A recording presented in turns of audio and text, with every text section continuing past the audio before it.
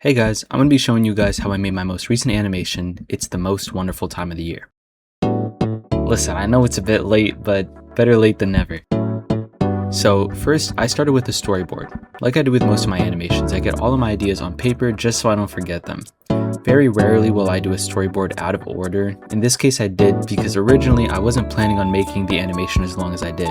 I just wanted to be a little holiday short, which was why the animation got delayed for as long as it did. I typically write the timestamps for the song under or above it with the lyrics that I'm animating over so I can understand which part this frame should be at. This also kind of helps with the storyboarding being out of order. Sometimes the storyboard numbers can be a bit weird looking, but it just has to be enough for me to understand. Next, I convert the storyboards into an animatic in Adobe Animate. This is just so I can have a visual that lines up with the song. Here's where I might make some minor tweaks to my original storyboard to better fit the timing of the song or what I was envisioning. This part is honestly the quickest because I'm not making any new ideas or putting any detail into the frames. I'm just getting it all out. Before I continue though, I would love to keep doing these animation breakdowns because I like giving insight on how I make projects. If you like it too, show me. Leave a like and a comment, tell me that you enjoyed the video. Next, I kind of combine two steps that a lot of people typically separate, but I start animating the line art and doing the backgrounds together. I honestly don't really have a real reason to why I do this. Maybe it's to keep myself motivated. Like once I start getting tired of doing line art, I do a background and vice versa.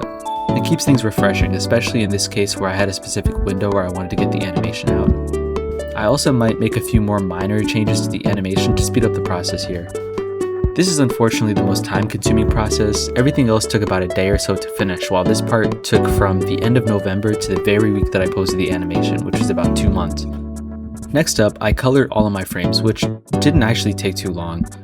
The only thing is that sometimes I would try and fill in a color and it wouldn't work. When this happens, there's always a pixel hole that I need to go through and fix before filling the color. This doesn't happen in a program like Photoshop or maybe other animation programs because they're pixel-based. If you zoom in enough, you will see each individual pixel. So to Photoshop, one missing pixel can just be ignored. Animate is a vector-based program, so if you zoom in enough, that one whole pixel can turn into a 100 whole pixel. So every pixel matters. Once that step is done, we can finally move on to the post-production. Now, I don't normally do post-production for my animations, but I've done it once before. In my One Big Beautiful Sound animation, most of the beginning was made in Illustrator and then animated in Adobe After Effects. On top of that, I made some minor adjustments like giving the animation a vignette to give it a warmer feel and stuff like that. Thankfully, I won't have to do that much work for this one.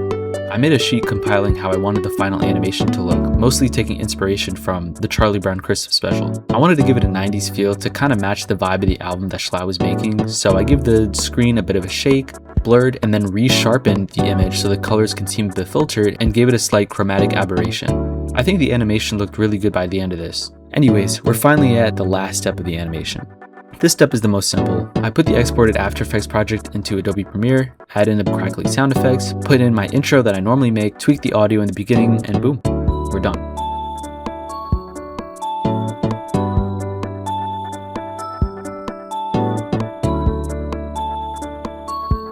I made this video specifically to inspire other people to make more stuff, or just to give an insight on how things look on the back end of some projects. Specifically what Alan Becker used to do for some of his animations, as he's the reason I animate now. Who knows, maybe this video will give some people the push they need to start animating.